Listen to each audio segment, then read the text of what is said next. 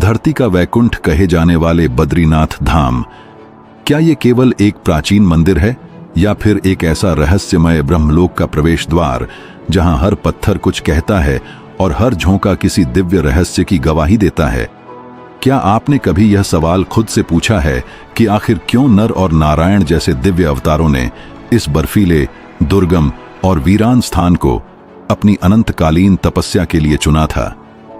और क्यों आज भी लाखों श्रद्धालु उसी मार्ग से होकर एक ऐसी ऊर्जा के पीछे दौड़ते हैं जिसे न तो विज्ञान माप सका, न ही तर्क समझा सका? क्यों यहाँ के नंबूदरी ब्राह्मण पुजारी आज तक अविवाहित रहते हैं? क्या कोई पुराणिक श्राप उन्हें बांधता है या फिर कोई दिव्य नियम जो शरीर की नहीं, आत्मा की शुद्धता मांगता है? क्या भगवान बद्रीनाथ की मूर्ति एक सामान्य मूर्ति नहीं बल्कि एक स्वयंभू शालिग्राम शिला है?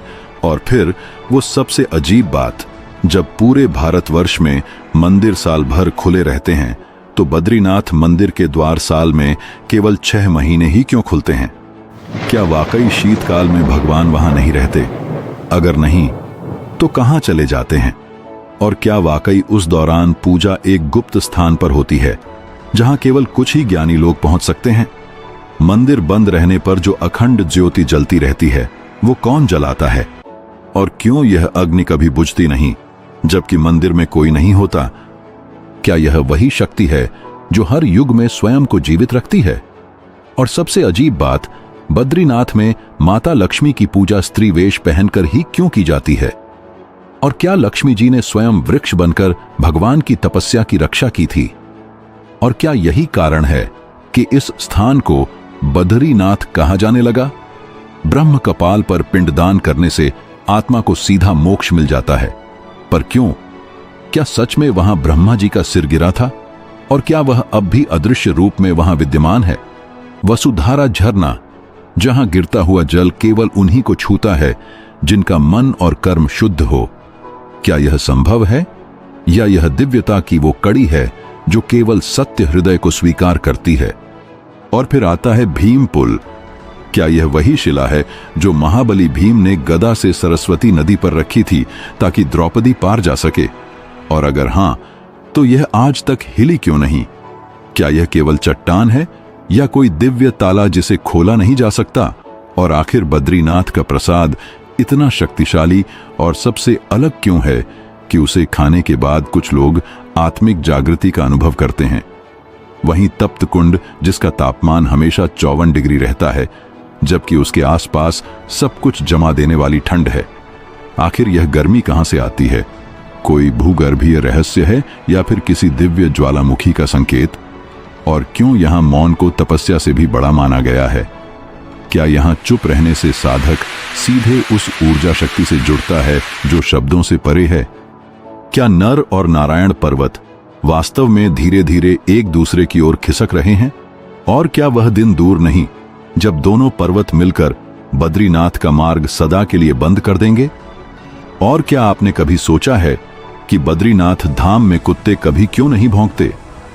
और आखिर ऐसा कौन सा रहस्य है कि बद्रीनाथ में बादल तो बरसते हैं पर कभी गरजते नहीं? क्यों बिजली चमकती है मगर कभी कड़कती नहीं? क्या ये सब महज संयोग है या कोई दिव्य संकेत? क्यों बद्रीनाथ मंदिर में शंख नहीं बजाया जाता जबकि पूरे भारत में इसे पवित्र माना जाता है? क्या वाकई जोशीमठ में भगवान नरसिंह की मूर्ति का हाथ धीरे धीरे गायब हो रहा है? और अगर हां, तो उस दिन क्या होगा जब वो हाथ सुई जितना पतला होकर अलग हो जाएगा? आखिर बद्रीनाथ और कलयुग के अंत का क्या कनेक्शन है? इन सभी रहस्यों और चौंका देने वाले तथ्यों को जानने के लिए इस वीडियो को अंत तक जरूर देखें, क्योंकि आज हम आपको बद्रीनाथ धाम के उन रहस्यों से परिचित कराने जा रहे हैं जिन्हें जानकर आपकी सोच पूरी तरह बदल जाएगी। तो नमस्कार दोस्तों, मैं रवि आपका मेरे चैनल रवि वर्ल्ड ट्यूब में स्वागत करता हूं। बद्रीनाथ धाम के सभी रहस्यों को जानने से पहले हमें बद्रीनाथ धाम की उत्पत्ति को समझना होगा। बद्रीनाथ धाम केवल एक मंदिर नहीं बल्कि सनातन धर्म की एक जीवंत धरोहर है, जिसकी स्थापना से लेकर इसके गूढ़ रहस्यों तक हर पहलू में एक दिव्य शक्ति समाहित है। पौराणिक मान्यताओं के अनुसार इस स्थान का निर्माण स्वयं भगवान विष्णु ने किया था, लेकिन यह तथ्य बहुत कम लोग जानते हैं कि यह स्थान पहले भगवान शिव का निवास था। यह कथा एक अनोखी लीला से जुड़ी हुई है, जिसमें भगवान विष्णु ने स्वयं बालक का रूप धारण कर एक अद्भुत योजना बनाई, जिससे वे इस पवित्र भूमि पर वास कर सके। कहा जाता है कि हजारों वर्ष पूर्व जब धरती पर देवताओं और अर्षियों का वास था, तब हिमालय की गोद में बसे इस दिव्य स्थान पर भगवान शिव और माता पार्वती अपने परिवार सहित निवास करते थे। उनकी उपस्थिति से यह भूमि और भी पवित्र हो गई थी। चारों ओर दिव्यता की छटा बिखरी हुई थी और यहाँ का वातावरण तपस्वियों के लिए एक अनुकूल स्थान था।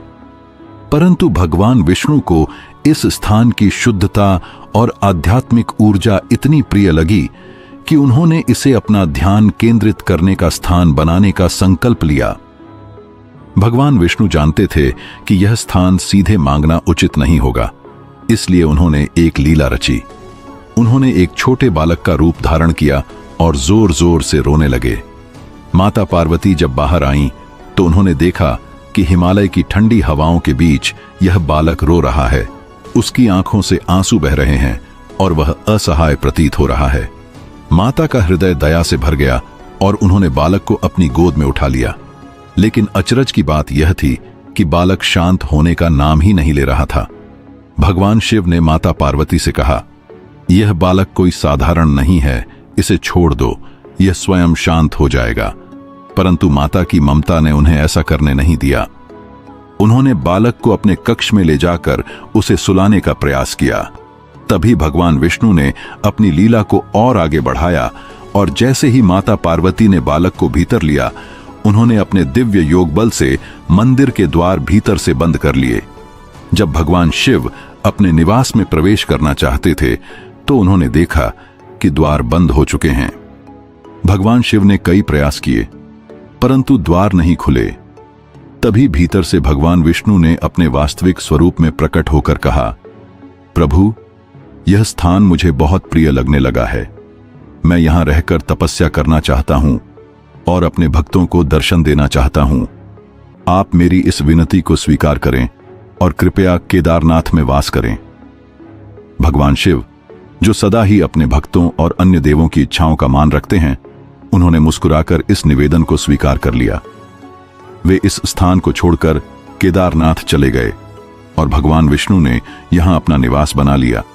यही कारण है कि बद्रीनाथ और केदारनाथ दोनों धामों का अत्यधिक आध्यात्मिक महत्व है। और तब से लेकर आज तक भगवान शिव आज भी केदारनाथ में स्थित हैं और भगवान विष्णु बद्रीनाथ में अपने भक्तों को दर्शन देते हैं। यही कारण है कि बद्रीनाथ धाम को इतने प्रतिष्ठित रूप से सबसे पवित्र स्थान के रूप में माना जाता आ रहा है। लेकिन समय के साथ प्राकृतिक आपदाओं और विभिन्न आक्रमणों के कारण यह स्थल क्षतिग्रस्त हो गया। फिर 8वीं शताब्दी में आदि गुरु शंकराचार्य ने इस मंदिर का पुनः उद्धार किया। ऐसा कहा जाता है कि उन्हें स्वप्न में भगवान विष्णु के दर्शन हुए, जिसमें उन्हें अलकनंदा नदी के समीप एक शालिग्राम शिला के रूप में भगवान की मूर्ति प्राप्त करने का संकेत मिला। आदि शंकराचार्य ने उस स्थान पर जाकर मूर्ति को प्राप्त किया और इसे विधिवत रूप से स्थापित किया, जिसके बाद बद्रीनाथ धाम पुनः सनातन धर्म के एक प्रमुख तीर्थ स्थल के रूप में विख्यात हो गया। बद्रीनाथ धाम के बारे में यह भी कहा जाता है कि यहाँ स्वयं भगवान नारायण योग ध्यान में लीन रहते हैं, इसलिए यह स्थान तपस्वियों और साधकों के लिए अत्यंत महत्वपूर्ण माना जाता है। यहाँ आने वाले भक्तों को यह अनुभव होता है कि वे किसी दिव्य ऊर्जा के संपर्क में आ रहे हैं, क्योंकि यह स्थान मात्र एक मंदिर नहीं, बल्कि आध्यात्मिक उन्नति का एक द्वार है। हिमालय की चोटियों से घिरा यह मंदिर अपने आप में एक चमत्कार है, जहां प्रकृति और आध्यात्म का अद्भुत संगम देखने को मिलता है। बद्रीनाथ धाम की महिमा केवल पौराणिक कथाओं तक ही सीमित नहीं है, बल्कि यह स्थान प्राकृतिक रूप से भी अत्यंत अद्भुत है। यह मंदिर समुद्र तल से लगभग 10,170 फीट की ऊंचाई पर स्थित है और चारों ओर से बर्फ से ढकी चोटियों से घिरा हुआ है। मंदिर के समीप बहने वाली अलकनंदा नदी इसकी दिव्यता को और बढ़ा देती है। कहते हैं कि यह वही स्थान है जहां स्वयं नारद मुनि ने भगवान विष्णु की आराधना की थी और उन्हें दर्शन प्राप्त हुए थे। इतिहास, अध्यात्म और प्रकृति के इस अद्भुत संगम से भरा बद्रीनाथ धाम सनातन संस्कृति की अमूल्य धरोहर है, जहां हर वर्ष लाखों श्रद्धालु भगवान विष्णु के दर्शन के लिए आते हैं। यह धाम केवल एक यात्रा स्थल नहीं, बल्कि आत्मिक शांति और ईश्वर की उपस्थिति का एक जीवंत अनुभव है, जो भक्तों को जीवन के गूढ़ रहस्यों की अनुभूति कराता है और उन्हें आध्यात्मिक उन्नति के मार्ग पर अग्रसर करता है। बद्रीनाथ धाम से जुड़े कई रहस्य और चमत्कार भी हैं, जिनमें सबसे बड़ा रहस्य शंख बजाने की मनाही है। हालांकि यह स्थान भगवान विष्णु का निवास है, फिर भी यहां शंख नहीं बजाया जाता। इसके पीछे एक दिलचस्प पौराणिक कथा है, पर उसे जानने से पहले चलिए इसके अन्य रहस्यों को जानते हैं। बद्रीनाथ मंदिर में मौजूद मूर्ति से जुड़ा रहस्य। बद्रीनाथ मंदिर में भगवान विष्णु की मूर्ति की पूजा की जाती है। यह मूर्ति 1 मीटर लंबी है, जिसे शालिग्राम से निर्मित किया गया है और इसके बारे में मान्यता है कि इसे आदि गुरु शंकराचार्य जी ने 7वीं शताब्दी में अलकनंदा नदी से निकालकर स्थापित किया था और यह मूर्ति भगवान विष्णु की स्वयं प्रकट हुई प्रतिमा में से एक मानी जाती है। दरअसल 6वीं शताब्दी के आसपास इस मंदिर की सुरक्षा के लिए कोई भी सैनिक तैनात नहीं थे, इसलिए हुड़ों और बौद्धों के डर से पुजारियों ने इस मंदिर की मूर्ति को सुरक्षित रखने के लिए अलकनंदा में फेंक दिया था। सैकड़ों वर्षों के बाद जब शंकराचार्य बद्रीनाथ पहुंचे, तब उन्होंने पुजारियों से मूर्ति के बारे में पूछा, तो उन्होंने बताया कि मूर्ति को सैकड़ों वर्ष पहले हमारे पूर्वजों ने उपद्रवियों के डर से अलकनंदा में फेंक दिया था और हमें यह ज्ञात नहीं है कि उन्होंने कौन सी दिशा में मूर्ति को अलकनंदा में डाला था। इतना सुनते ही शंकराचार्य ने ध्यान लगाया और अलकनंदा की ओर चल पड़े और अचानक से नारद कुंड में कूद गए। यह देखकर पुजारियों में हाहाकार मच गया, क्योंकि नारद कुंड का काफी विशाल भव था, जिसमें किसी का जिंदा बचना मुश्किल लगता था। लेकिन शंकराचार्य देव पुरुष थे। जब वह बाहर आए तो उनके हाथ में बद्री विशाल की मूर्ति थी और तब से लेकर आज तक उसी दिव्य मूर्ति की पूजा की जाती रही है, जिसे देखने का सौभाग्य हमारी पीढ़ी को आदिगुरु शंकराचार्य जी की कृपा से मिल पाया।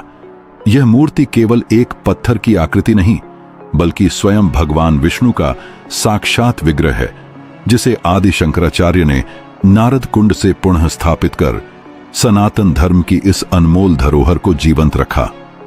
यह स्थान न केवल आध्यात्मिक ऊर्जा से भरपूर है, बल्कि इसकी ऐतिहासिकता, दिव्यता और चमत्कारी घटनाओं के कारण भी इसे पूरे विश्व में अनोखी मान्यता प्राप्त है। जब भी कोई भक्त बद्रीनाथ धाम के दर्शन के लिए आता है, तो उसे इस मूर्ति को देखकर भगवान विष्णु की दिव्य उपस्थिति का अनुभव होता है और एक आध्यात्मिक शांति प्राप्त होती है। इसलिए आप में से जो भी कभी बद्रीनाथ आए, वे इस पवित्र धाम में भगवान बद्री विशाल के चरणों में शीश नवाकर एक बार आदि गुरु शंकराचार्य जी को नमन अवश्य करें, क्योंकि उन्हीं के प्रयासों से यह दिव्य मूर्ति आज भी भक्तों को दर्शन दे रही है और हमें ईश्वर की अनंत कृपा का अनुभव कराती है। शास्त्रों के अनुसार बद्रीनाथ धाम एकमात्र ऐसा स्थान है जहां हर वर्ष 6 महीने तक मानव और 6 महीने तक देवता स्वयं भगवान नारायण की पूजा करते हैं। केदारनाथ धाम की तरह ही बद्रीनाथ मंदिर के कपाट भी हर साल विशेष विधि विधान के साथ 6 महीने के लिए बंद कर दिए जाते हैं। भाई दूज के दिन मंदिर के द्वार बंद होते हैं और अक्षय तृतीया के दिन पुनः भक्तों के लिए खोल दिए जाते हैं। इस प्रक्रिया की तिथियों की घोषणा भी निश्चित होती है। विजयदशमी के दिन कपाट बंद होने की तिथि घोषित की जाती है, जबकि महाशिवरात्रि के दिन कपाट खुलने की तिथि का निर्धारण होता है। अब यह प्रश्न स्वाभाविक रूप से उठता है कि बद्रीनाथ धाम के कपाट 6 महीने के लिए क्यों बंद कर दिए जाते हैं। इसका प्रमुख कारण इस क्षेत्र का भौगोलिक और मौसम से जुड़ा स्वभाव है। उत्तराखंड के चमोली जिले में स्थित बद्रीनाथ धाम अत्यधिक ऊंचाई पर स्थित है, जहां अक्टूबर नवंबर से लेकर अप्रैल मई तक भारी बर्फबारी होती है। इस दौरान पूरा क्षेत्र बर्फ की मोटी चादर से ढक जाता है, जिससे यहां आवागमन असंभव हो जाता है। भीषण ठंड और प्रतिकूल परिस्थितियों को देखते हुए मंदिर प्रशासन और शास्त्रों के निर्देशानुसार हर वर्ष इस अवधि में कपाट बंद कर दिए जाते हैं, ताकि मंदिर की पवित्रता और धार्मिक गतिविधियां बिना किसी विघ्न के सुचारू रूप से संचालित हो सकें। बद्रीनाथ मंदिर के कपाट बंद होने के बाद भी भगवान बद्री विशाल की पूजा निरंतर जारी रहती है। इस दौरान उनकी पूजा और अनुष्ठान जोशीमठ स्थित भगवान नरसिंह मंदिर में स्थापित बद्री विशाल की उत्सव मूर्ति के रूप में संपन्न किए जाते हैं। यह प्रक्रिया हजारों वर्षों से चली आ रही है और इसका धार्मिक एवं आध्यात्मिक महत्व अत्यंत गहरा है। जब मंदिर के कपाट फिर से खुलते हैं तो पहले वहां दीप जलता हुआ पाया जाता है, जिसे माना जाता है कि देवताओं ने स्वयं वहां स्थापित किया था और 6 महीने तक पूजा का कार्य स्वर्गलोक में संपन्न हुआ। यह रहस्य और परंपरा ही बद्रीनाथ धाम को न केवल सनातन संस्कृति में विशेष स्थान प्रदान करती है, बल्कि इसे एक अद्वितीय आध्यात्मिक केंद्र भी बनाती है, जहां मानव और दिव्य लोक का सीधा संबंध महसूस किया जा सकता है। बद्रीनाथ धाम के सबसे अद्भुत और रहस्यमय तथ्यों में से एक है यहां जलने वाली अखंड ज्योति, जो मंदिर के कपाट बंद होने के बाद भी बिना किसी तेल या बाती के पूरे 6 महीने तक लगातार जलती रहती है। यह रहस्य आज तक वैज्ञानिकों के लिए एक अबूझ पहेली बना हुआ है। हर साल जब मंदिर के द्वार बंद किए जाते हैं तो मुख्य पुजारी विधिपूर्वक मंदिर के गर्भगृह में अखंड ज्योति प्रज्वलित कर देते हैं। फिर 6 महीने तक जब मंदिर बर्फ से ढका रहता है और यहाँ कोई मानव प्रवेश नहीं करता, तब भी यह ज्योति जलती रहती है। जब अक्षय तृतीया के पावन अवसर पर कपाट पुनः खोले जाते हैं तो वहां पहले से ही जलती हुई यह ज्योति सबको दिखाई देती है। यह दिव्य घटना किसी चमत्कार से कम नहीं लगती। क्या यह स्वयं भगवान नारायण की कृपा है? क्या कोई दैवीय शक्ति इसे जलाए रखती है, या फिर यह किसी विशेष यौगिक शक्ति, ऊर्जा सिद्धांत या अद्भुत प्राकृतिक प्रक्रिया का परिणाम है? इन सवालों का कोई ठोस वैज्ञानिक उत्तर आज तक नहीं मिल पाया है, जिससे यह रहस्य और भी गहरा जाता है। सनातन परंपरा में इसे भगवान बद्री विशाल की दैवीय उपस्थिति और शक्ति का प्रमाण माना जाता है। यह विश्वास किया जाता है कि जब बद्रीनाथ धाम के द्वार बंद हो जाते हैं तो वहां देवताओं द्वारा पूजा की जाती है और उसी दौरान यह ज्योति भी उनके दिव्य तेज से प्रज्वलित रहती है। इसी कारण जब कपाट दोबारा खुलते हैं तो यह अखंड ज्योति बिना किसी बाहरी स्रोत के जलती हुई मिलती है। जो भी श्रद्धालु इस अद्भुत दृश्य का साक्षी बनता है, वह इसे जीवन भर नहीं भूल पाता। यह ज्योति केवल एक दीपक नहीं, बल्कि आस्था, शक्ति और दिव्यता का प्रतीक है, जो बद्रीनाथ धाम को एक अलौकिक और चमत्कारी स्थान के रूप में स्थापित करता है। वहीं बद्रीनाथ मंदिर की एक अनोखी परंपरा यह है कि यहाँ मुख्य पुजारी रावल बनने का अधिकार केवल केरल के नंबूदरी ब्राह्मणों को ही दिया जाता है।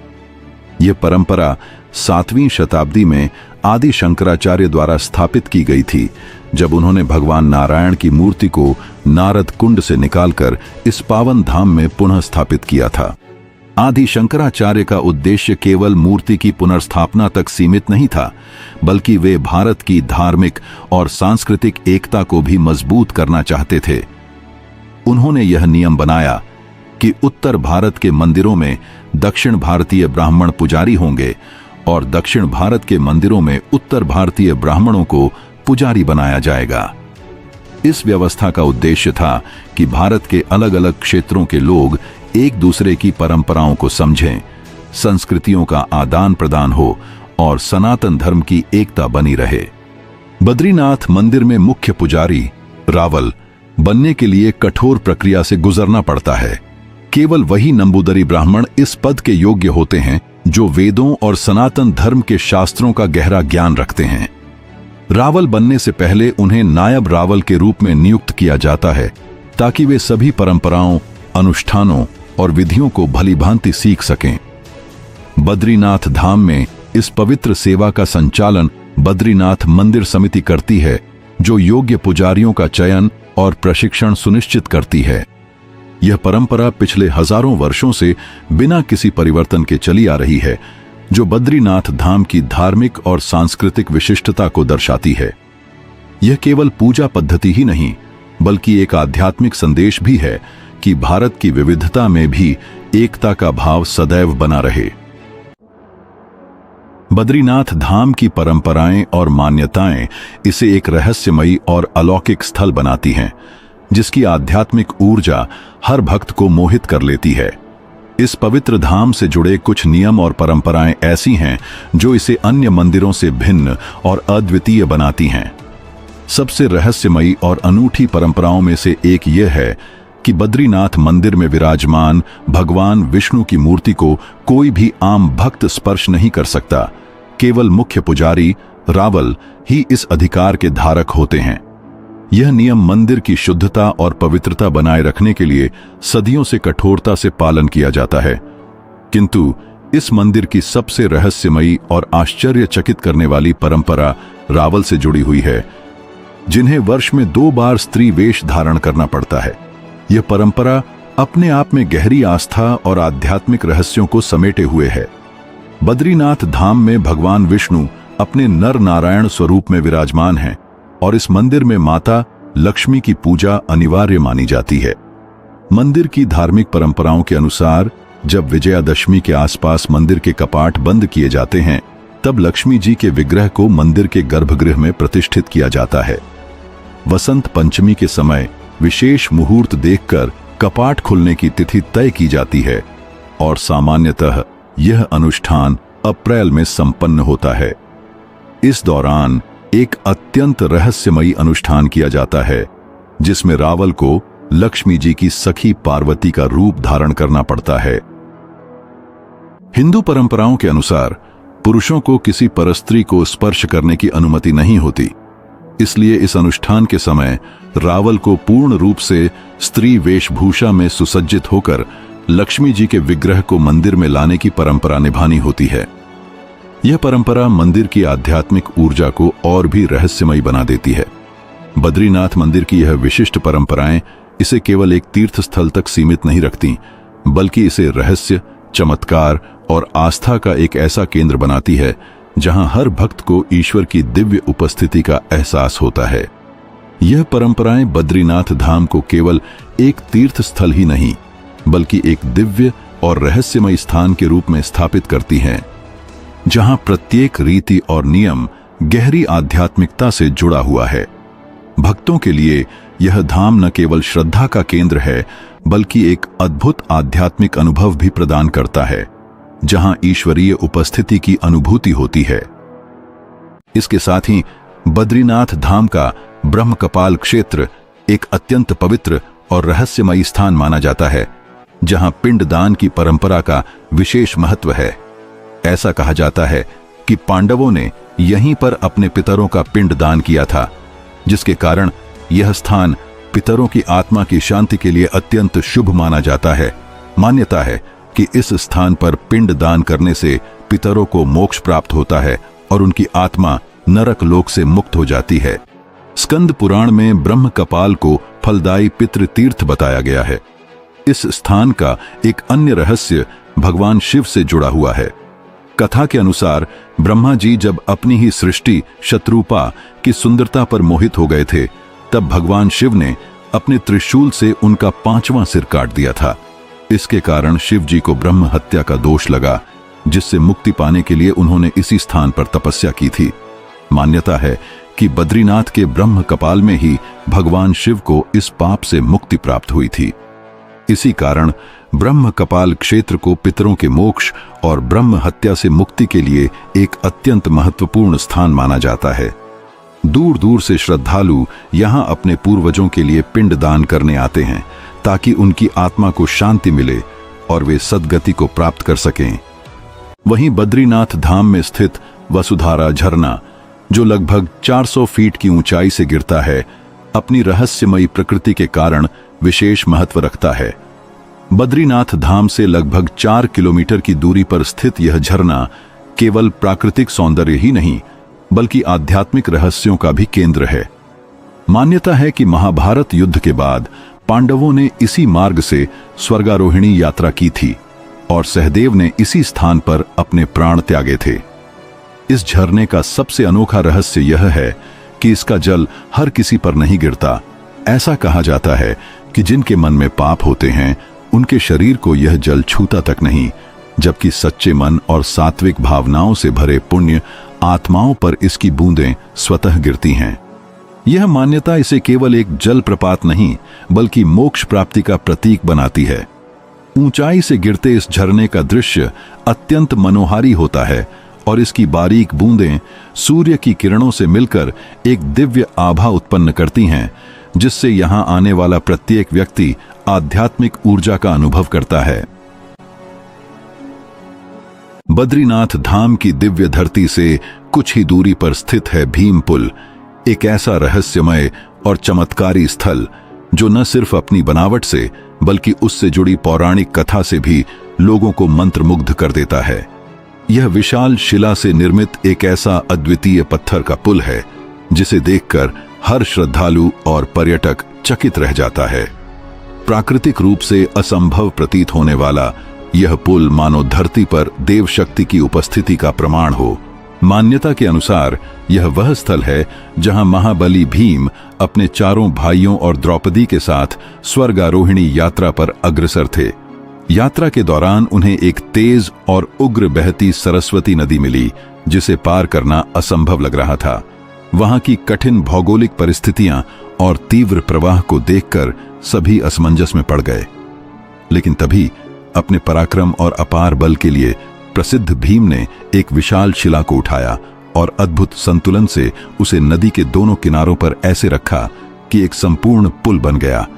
एक ऐसा पुल जो स्वर्ग की ओर बढ़ने की राह में सबसे पहली चुनौती को पार करने का माध्यम बना। इस भीम पुल पर आज भी वह अद्भुत निशानी मौजूद है जो इस कथा को और सजीव बना देती है। भीम के 5 अंगुलियों के चिन्ह जो स्पष्ट रूप से इस शिला पर उकेरे हुए हैं। इन चिन्हों को देखकर यह प्रतीत होता है कि यह शिला केवल पत्थर का टुकड़ा नहीं बल्कि इतिहास का जीवंत दस्तावेज है जिसे समय भी मिटा नहीं सका। सबसे अद्भुत बात यह है कि यह अत्यंत भारी और विशाल शिला बिना किसी आधार या सहारे के सदियों से अपने स्थान पर स्थिर है। विज्ञान भी आज तक इसकी इस स्थिति को पूरी तरह से समझ नहीं पाया है। हर दिन सैकड़ों श्रद्धालु और यात्री इस पुल से होकर गुजरते हैं, लेकिन यह पत्थर अपने स्थान से हिलता तक नहीं। यह दृश्य श्रद्धालुओं के लिए एक अद्वितीय आस्था का अनुभव बन जाता है, मानो कोई दिव्य शक्ति स्वयं उसकी रक्षा कर रही हो।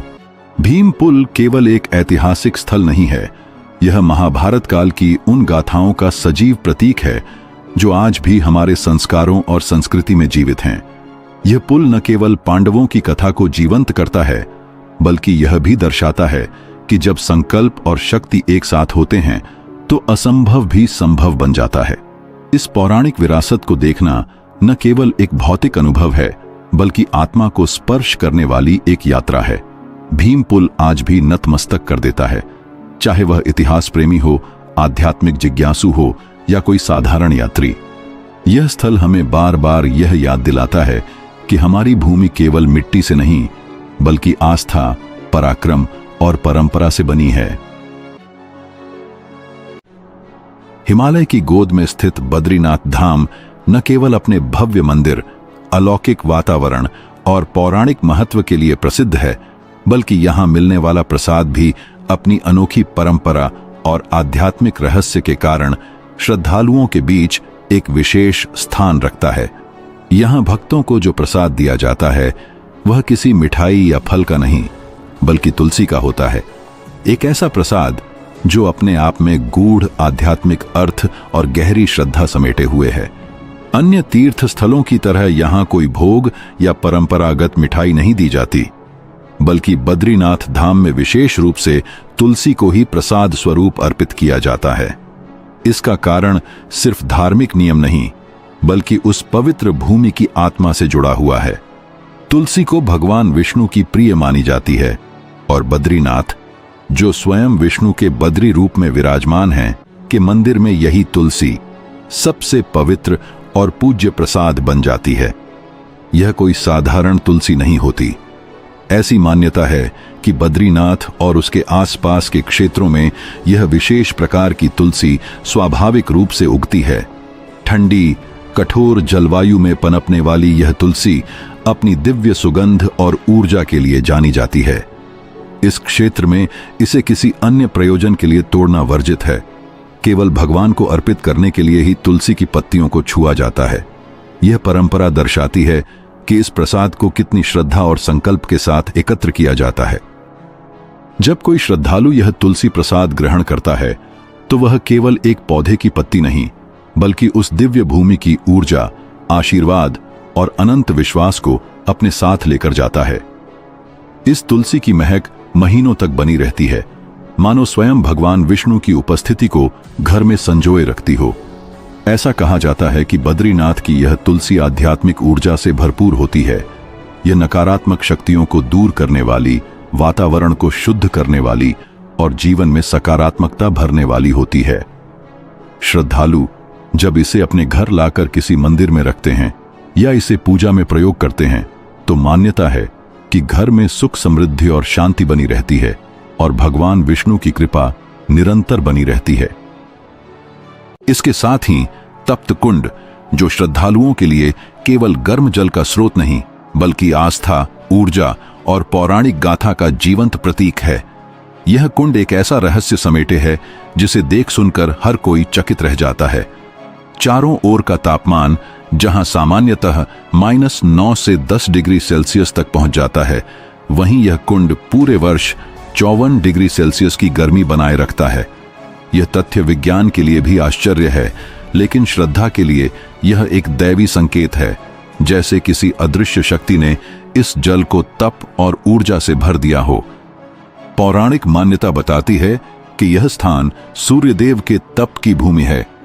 जब उन्हें भक्षी की हत्या का पाप लगा, तब भगवान नारायण ने उन्हें इस कुंड में तपस्या करने का निर्देश दिया।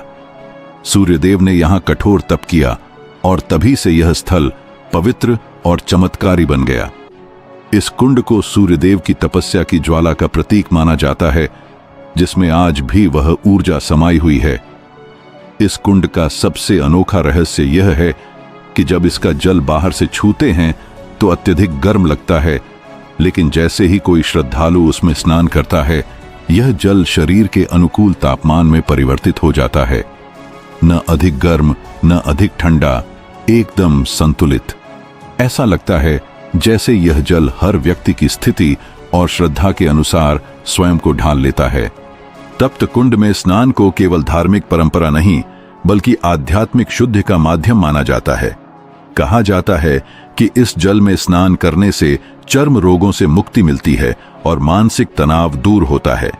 यह स्नान एक ऐसी प्रक्रिया है जो तन और मन दोनों को पवित्र कर देती है, जैसे आत्मा की गहराइयों तक पहुंच जाती हो। बद्रीनाथ आने वाला हर श्रद्धालु जानता है कि इस कुंड में स्नान किए बिना यात्रा अधूरी मानी जाती है। यहां स्नान करते समय जो अनुभव होता है वह शब्दों में बयान नहीं किया जा सकता। एक आंतरिक ऊर्जा का संचार, ईश्वर से प्रत्यक्ष जुड़ाव और अनदेखी शक्ति की अनुभूति, यही तप्त कुंड की दिव्यता है, जहां आस्था, ताप और आत्मिक शांति एक साथ मिलती है। यह कुंड अपने भीतर केवल गर्म जल नहीं, बल्कि युगों पुरानी साधना और पवित्रता की अग्नि को समेटे हुए है। बद्रीनाथ धाम केवल एक मंदिर नहीं, बल्कि एक जीवित तपोभूमि है, जहां स्वयं भगवान श्री हरि नारायण तपस्यारत माने जाते हैं। लेकिन इस स्थान का एक अनोखा और रहस्यमयी पहलू है, जो वर्षों से लोगों को हैरान करता आ रहा है।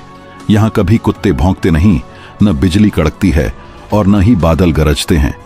यह कोई संयोग नहीं, बल्कि स्वयं प्रकृति का मौन प्रणाम है उस दिव्य साधना के प्रति जो भगवान विष्णु इस धाम में कर रहे हैं। ऐसा माना जाता है कि बद्रीनाथ में भगवान श्रीमन नारायण ध्यान मुद्रा में विराजमान हैं और उनकी इस गहन तपस्या को कोई विघ्न न पहुंचे। इसलिए संपूर्ण प्रकृति भी एक मौन साधक बनकर उनके ध्यान की रक्षा करती है। सामान्यतः हर स्थान पर कुत्ते रात्रि में भौंकते हैं। बद्रीनाथ में उनकी उपस्थिति के बावजूद कभी कोई भौंकता हुआ कुत्ता नहीं देखा गया। यह न कोई वैज्ञानिक घटना है, न कोई छिपी शक्ति। यह भगवान के ध्यान की इतनी पवित्रता है कि जानवरों तक की चेतना इसमें समाहित हो जाती है। सिर्फ इतना ही नहीं, यहां बिजली चमकती तो है लेकिन वह कड़कती नहीं, बादल बरसते तो हैं लेकिन वह गरजते नहीं। ऐसा लगता है जैसे बादलों और बिजली तक को यह आभास हो चुका है कि यह कोई साधारण स्थान नहीं, यहां प्रभु तप में लीन है और उन्हें किसी भी प्रकार की ध्वनि से विचलित नहीं किया जा सकता। और यह मौन केवल पर्यावरण तक सीमित नहीं, यह भीतर तक उतरने वाला अनुभव है। जब कोई श्रद्धालु बद्रीनाथ धाम पहुंचता है तो उसके हृदय में भी एक अदृश्य शांति उतरने लगती है। यह शांति केवल मंदिर परिसर की नहीं, यह प्रभु के ध्यान से उत्पन्न तपस्वी ऊर्जा है जो हर जीव, हर प्राणी, हर तत्व को छू जाती है। बद्रीनाथ एक ऐसा स्थल है जहां प्रकृति भी भक्त बन जाती है और मौन ही उसकी वाणी बन जाता है। यह केवल एक तीर्थ स्थल नहीं, यह एक तप की गाथा है, एक प्रेम की पराकाष्ठा है और एक नाम की उत्पत्ति का अलौकिक प्रमाण है। बहुत समय पहले की बात है, जब भगवान विष्णु इस पावन स्थल पर गहन ध्यान योग में लीन थे। उनका ध्यान इतना गहरा और स्थिर था कि उन्हें अपने शरीर, प्रकृति या वातावरण का कोई भान नहीं रहा। दिन, रात, ऋतुएं और मौसम सब उनके ध्यान के आगे लुप्त हो गए। उसी दौरान वहां अत्यधिक हिमपात होने लगा। बर्फ की मोटी परतों ने न केवल इस पवित्र भूमि को ढक लिया, बल्कि स्वयं भगवान विष्णु और उनका तपस्थल भी हिम में दब गया। यह दृश्य देख माता लक्ष्मी अत्यंत व्याकुल हो उठीं। उन्होंने देखा कि प्रेम, त्याग और कल्याण के प्रतीक विष्णु हिम के नीचे दबते जा रहे हैं, परंतु उनके ध्यान में कोई बाधा नहीं। तभी देवी लक्ष्मी ने स्वयं को त्यागते हुए अपने पति की रक्षा के लिए एक बदरी वृक्ष, एक जंगली बेर के वृक्ष का रूप धारण कर लिया। उन्होंने यह रूप इसलिए लिया ताकि हिम, वर्षा और धूप की मार भगवान विष्णु तक न पहुंच सके। अब वे उस वृक्ष के रूप में अडिग और स्थिर खड़ी रहीं, युगों तक, बिना हिले, बिना थके। वर्ष बीत गए। जब भगवान विष्णु का ध्यान पूर्ण हुआ, तब उन्होंने चारों ओर देखा और देखा कि उनकी रक्षा के लिए माता लक्ष्मी हिम से ढकी हुई है, उस बदरी वृक्ष के रूप में जिसने उन्हें वर्षों तक अपने छांव में सुरक्षित रखा। इस भावपूर्ण दृश्य को देख भगवान विष्णु का हृदय प्रेम और कृतज्ञता से भर गया। उन्होंने माता लक्ष्मी से कहा, हे देवी, तुमने भी मेरी ही तरह कठिन तप किया है। जिस प्रकार मैं तपस्वी बना, उसी तरह तुमने प्रेम के तप में मुझे ढक कर रखा। इसलिए आज से इस धाम में मेरी पूजा केवल मेरे रूप में नहीं, बल्कि हम दोनों के समर्पण के रूप में की जाएगी। और क्योंकि तुमने मेरी रक्षा बदरी वृक्ष के रूप में की, इसलिए इस स्थान को अब बद्रीनाथ कहा जाएगा, अर्थात बदरी का स्वामी। तभी से यह पावन स्थल बद्रीनाथ कहलाया, एक ऐसा स्थान जहां त्याग और तप एक साथ पूजे जाते हैं। यह नाम केवल एक भौगोलिक संकेत नहीं, बल्कि माता लक्ष्मी के समर्पण और भगवान विष्णु के ध्यान की एक जीवंत गाथा है।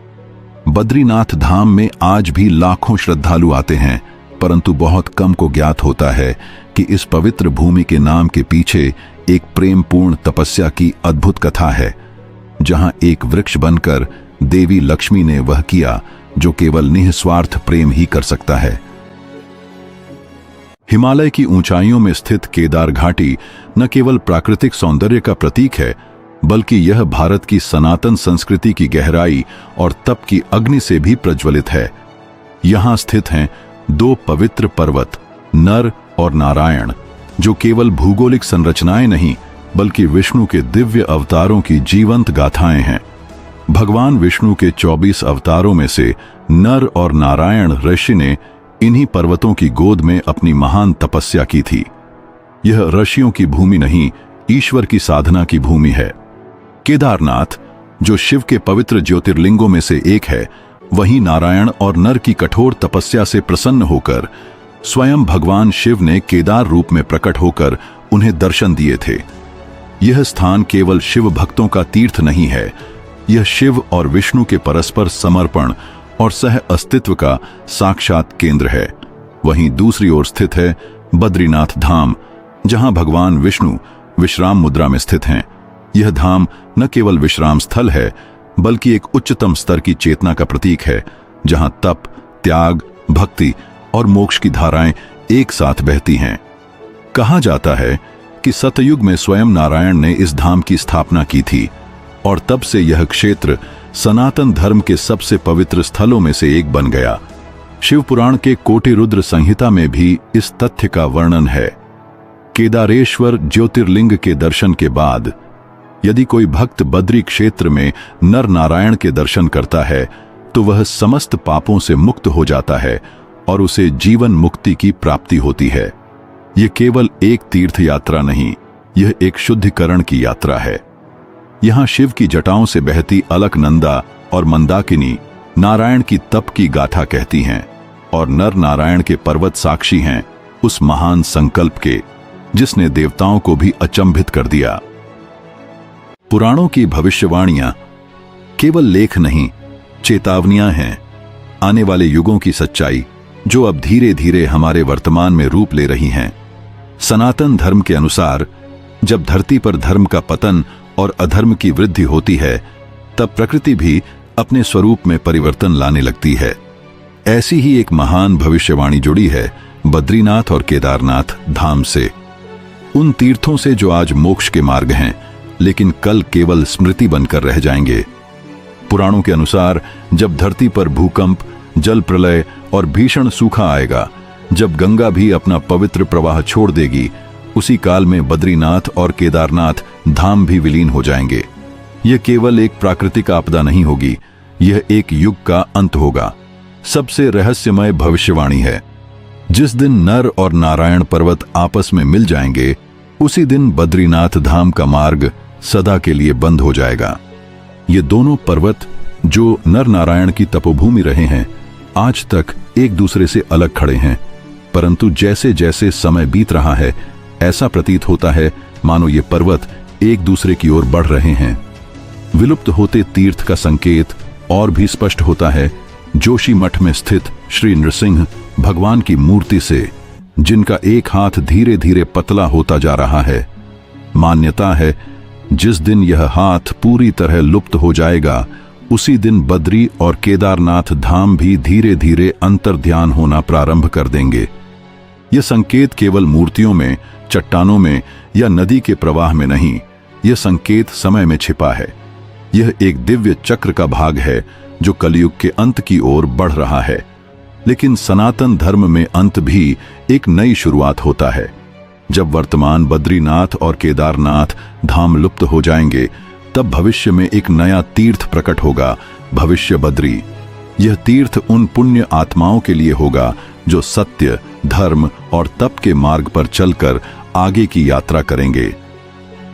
विष्णु पुराण में उल्लिखित एक अन्य पौराणिक कथा के अनुसार धर्मराज यम के 2 तेजस्वी पुत्र नर और नारायण ने मानव कल्याण और धर्म के प्रचार के लिए हिमालय की गोद में स्थित इस पवित्र क्षेत्र को तपोभूमि के रूप में चुना।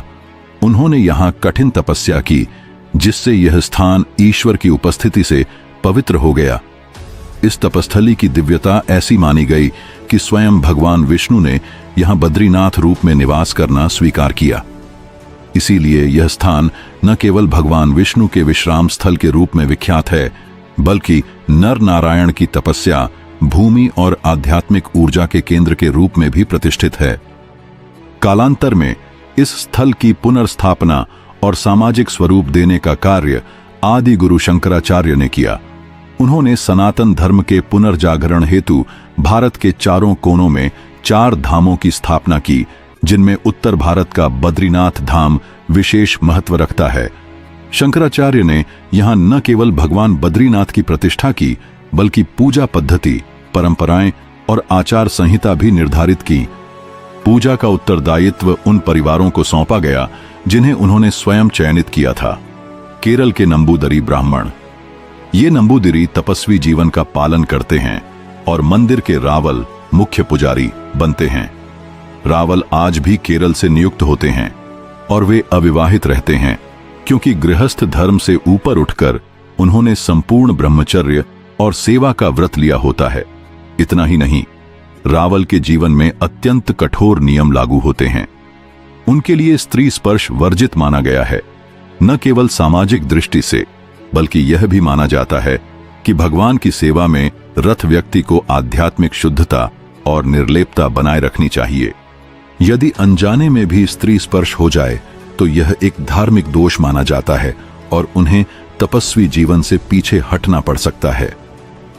बद्रीनाथ धाम यात्रा वह यात्रा है जिसमें शरीर की सहन शक्ति, मन की दृढ़ता और आत्मा की आस्था तीनों की कड़ी परीक्षा होती है। हिमालय की ऊंचाइयों पर स्थित यह धाम दुर्गम पर्वतीय मार्गों से होकर पहुंचने वाले श्रद्धालुओं की आत्मा की पुकार का उत्तर देता है। यहां तक पहुंचने वाले मार्ग कठोर चट्टानों को काटकर बनाए गए हैं, जो हर कदम पर साहस की मांग करते हैं। संकरी सड़कों, गहरे खाइयों और हर समय मंडराते भूस्खलन के खतरे के बीच से गुजरना, यही बद्रीनाथ यात्रा की पहचान है। भूस्खलन की वजह से कभी भी विशालकाय चट्टानें रास्ता बंद कर सकती हैं। जब चट्टानें गिरती हैं तो धूल के गुब्बार बादलों की तरह उठते हैं, जो श्रद्धालुओं को यह एहसास कराते हैं कि वे किसी दैवीय क्षेत्र की ओर बढ़ रहे हैं, जहां हर बाधा के पार प्रभु का साक्षात्कार है। प्राचीन समय में जब न तो पक्की सड़कें थीं और न कोई यातायात सुविधा, श्रद्धालु महीनों तक कठिन पहाड़ी रास्तों पर पैदल चलकर भगवान बद्री विशाल के दर्शन करते थे। उनके कंधों पर बंधी गठरी, हाथों में लकड़ी की छड़ी और दिल में बस एक ही संकल्प होता था, प्रभु के दर्शन। यह यात्रा केवल पैरों से नहीं, आस्था से पूरी होती थी। आज भले ही सड़क मार्ग और आधुनिक वाहन उपलब्ध हैं, परंतु यह यात्रा अभी भी पूरी तरह से सुरक्षित नहीं मानी जाती। रास्ते अब भी चुनौतीपूर्ण हैं और कहीं कहीं तो इतने संकरे कि सामने से आने वाला वाहन भी प्रतीक्षा करने को विवश हो जाता है। कई स्थानों पर मार्ग इतने खतरनाक हैं कि मात्र एक गलत कदम और जीवन को खतरा। लेकिन फिर भी जो श्रद्धालु शुद्ध मन और अटूट श्रद्धा के साथ इस यात्रा पर निकलते हैं, प्रकृति स्वयं उनके पथ की रक्षक बन जाती है। किंवदंती है कि कपटी, दिखावटी या अहंकार से भरे लोग अक्सर प्राकृतिक आपदाओं का शिकार हो जाते हैं, जबकि सच्चे भक्तों की रक्षा स्वयं भगवान करते हैं। बद्रीनाथ की यात्रा केवल एक धार्मिक कर्तव्य नहीं, यह वह अद्भुत अनुभव है जिसमें हर एक भक्त अपने भीतर की शक्ति, धैर्य और भक्ति से परिचित होता है। हर पत्थर, हर मोड़ और हर चढ़ाई, यह सब प्रभु की ओर बढ़ते हुए आत्मिक उत्थान की प्रतीक बन जाती है। बद्रीनाथ धाम जहां हर कोना दैवीय शक्ति की अनुभूति कराता है, वहां एक अनोखी परंपरा सदियों से चली आ रही है। यहां शंख नहीं बजाया जाता, जबकि शंखनाद को हिंदू धर्म में अत्यंत पवित्र और शुभ माना जाता है। यह स्थान एक अद्वितीय अपवाद है। इस परंपरा के पीछे एक अत्यंत रहस्यमयी और आध्यात्मिक कथा छिपी है, जो हमें माता लक्ष्मी और भगवान विष्णु की गहन तपस्या और करुणा का स्मरण कराती है। कहा जाता है कि बद्रीनाथ मंदिर परिसर में स्थित तुलसी भवन में एक बार माता लक्ष्मी साधना में लीन थीं। वह तपस्या ऐसी थी कि हर ध्वनि, हर कंपन, हर व्यवधान उनकी साधना को भंग कर सकता था। ठीक उसी समय शंखचूर्ण नामक एक अत्याचारी दैत्य का अंत भगवान विष्णु ने किया। यह क्षण विजयी था, शक्तिशाली था और परंपरा के अनुसार इसमें शंखनाद अवश्य होता, परंतु भगवान विष्णु ने शंख नहीं बजाया। उन्होंने यह जानते हुए कि शंखनाद की ध्वनि माता लक्ष्मी के गहन ध्यान को बाधित कर सकती है, उसे स्थगित कर दिया। यह निर्णय केवल युद्ध के बाद का मौन नहीं था, यह एक प्रेम, एक समर्पण और एक साधना के सम्मान की अमर गाथा बन गया। और तभी से बद्रीनाथ धाम में शंख बजाना वर्जित हो गया। यह परंपरा आज तक अक्षुण्ण है। श्रद्धालु और पुजारी सभी भगवान विष्णु की इस विशेष इच्छा को सम्मान देते हैं और शंखनाद से परहेज करते हैं, चाहे वह कितना ही पुण्यकारी क्यों न माना जाता हो। हिंदू धर्म में शंखनाद को वातावरण की शुद्ध, नकारात्मक शक्तियों की विदाई और सकारात्मक ऊर्जा के संचार का प्रतीक माना जाता है। लेकिन बद्रीनाथ जैसे दिव्य स्थल पर सिर्फ एक कारण, माता लक्ष्मी की साधना की मर्यादा, इस नियम को सदा के लिए स्थापित कर गई।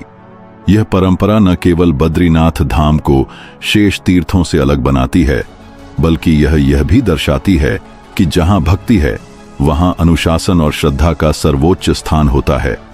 उम्मीद है आपको वीडियो के माध्यम से कई सवालों के जवाब मिल गए होंगे और बहुत कुछ नया जानने को मिला होगा। अगर आपको हमारी वीडियो अच्छी लगी हो तो वीडियो को लाइक कर और लोगों तक भी शेयर कर दे। वहीं अगर आपने अभी तक चैनल सब्सक्राइब नहीं किया है तो चैनल को सब्सक्राइब कर हमें सपोर्ट करें।